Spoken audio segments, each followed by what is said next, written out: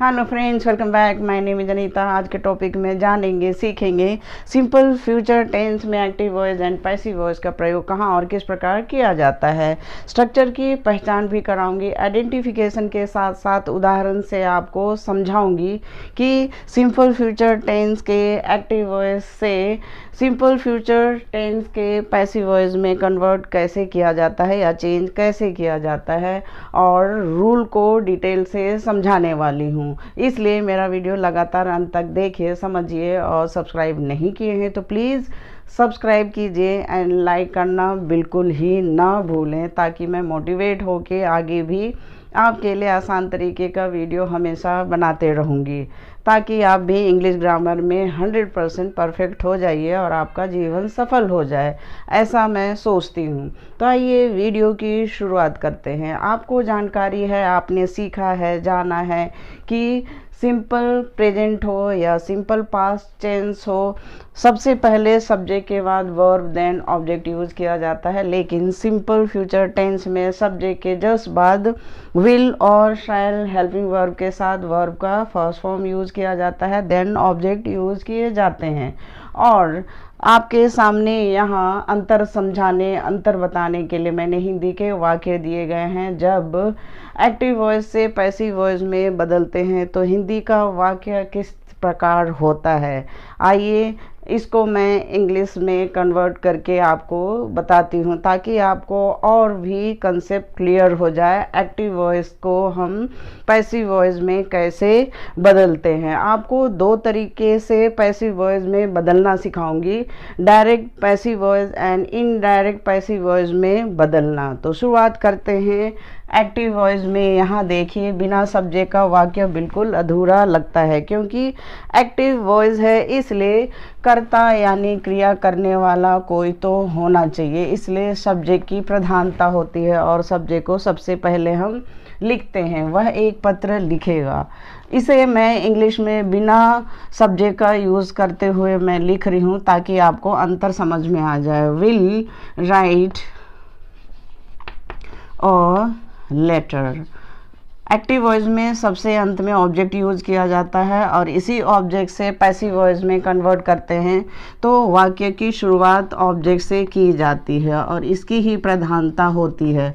इसलिए a letter के साथ विल बी दो हेल्पिंग वर्ब यूज़ किए जाएंगे और वर्ब का थर्ड फॉर्म यूज़ किया जाएगा, जिसका अर्थ हो जाता है हिंदी में एक पत्र लिखा जाएगा।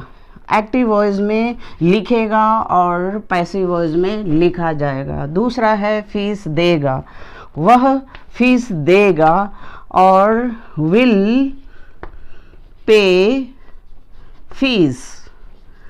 पैसिव वॉइस में fees will be paid.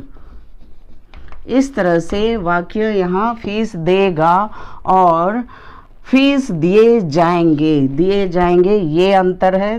Next है पौधे को पानी देंगे। वे देंगे, हम देंगे, कोई भी सब्जेक्ट यूज़ कर सकते हैं। Will water the plants. Plants object है, इसलिए पैसिव वॉइस में the plants will be watered.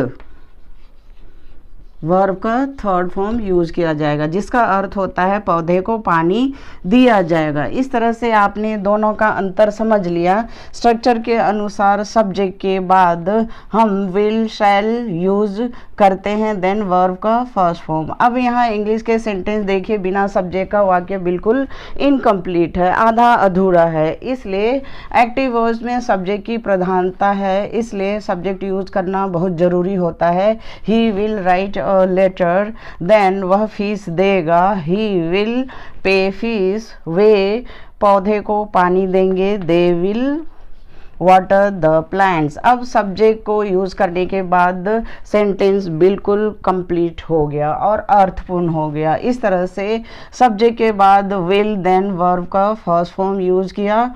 He will write, he will pay, they will water. Then object में a letter, fees, the plants. और passive voice में हम change करने के लिए सबसे पहले a letter fees the plants object का यूज़ किया। देन विल बी के साथ वर्ब का third form will be written, will be paid, will be watered. अब इस तरह से अगर आप पैसिव वॉइस में विल के साथ बी यूज़ नहीं करेंगे तो वो आपका पैसिव वॉइस गलत हो जाएगा। इसलिए बी का मतलब होता है होना और विल का पहचान होता है फ्यूचर टेंस का। इसलिए पैसिव वॉइस में will be written, will be paid, will be watered use किया जाता है। अब आपके सामने आप देख रहे हैं दोनों का अंतर। दोनों के अंतर में पैसिव वॉइस में आप देख रहे हो कि मैंने वाक्य के अंत में बाय सब्जेक्ट यूज़ नहीं किया है, जबकि एक्टिव वॉइस में सब्जेक्ट है। अब मैं आपको बता दूं, जानकारी दे दूं, पैसिव वॉइस दो प्रकार के होते हैं, डायरेक्ट, इनडायरेक्ट। डायरेक्ट में सिर्फ एक ही प्रश्न का उत्तर मिलता है, वो भी क्या। जैसे क्या लिखा जाएगा, एक पत्र लिखा जाएगा। क्या दिए जाएंगे, फीस दिए जाएंगे। पौधे को क्या दिया जाएगा, पानी दिया जाएगा। इसका मतलब यहाँ पैसिव वॉइस में आप देख रहे हैं कि सिर्फ एक ही प्रश्न क्या का उत्तर हमें मिल रहा है। एक पत्र अ लेटर, फीस पौधे को पानी यानी वाटर दिया जाएगा। इस तरह से एक ही प्रश्न का उत्तर मिलता है, तब हम उसे डायरेक्ट पैसिव वॉइस कहते हैं। और जब हम एक्टिव वॉइस में सब्जेक्ट के अनुसार पैसिव वॉइस के अंत में बाय प्रपोजिशन यूज़ करके सब्जेक्ट यूज़ करते हैं, तब इसे हम कहते हैं इनडायरेक्ट पैसिव वॉइस। जैसे उदाहरण के लिए a letter will be written by he का हिम। नेक्स्ट है fees will be paid by he का अगेन हिम हो जाएगा।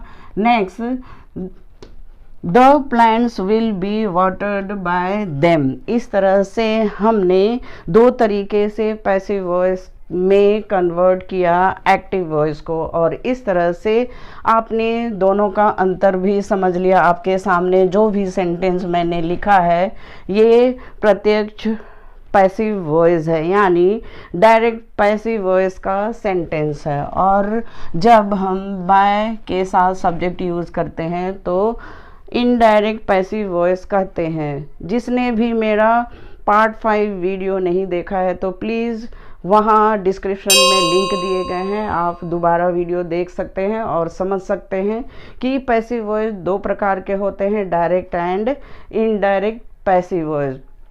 और इसलिए आपने एक्टिव वॉइस से दो तरीके से पैसिव वॉइस को कन्वर्ट करना सीख लिया। इसलिए लाइक करना और सब्सक्राइब करना तो बिल्कुल बनता है।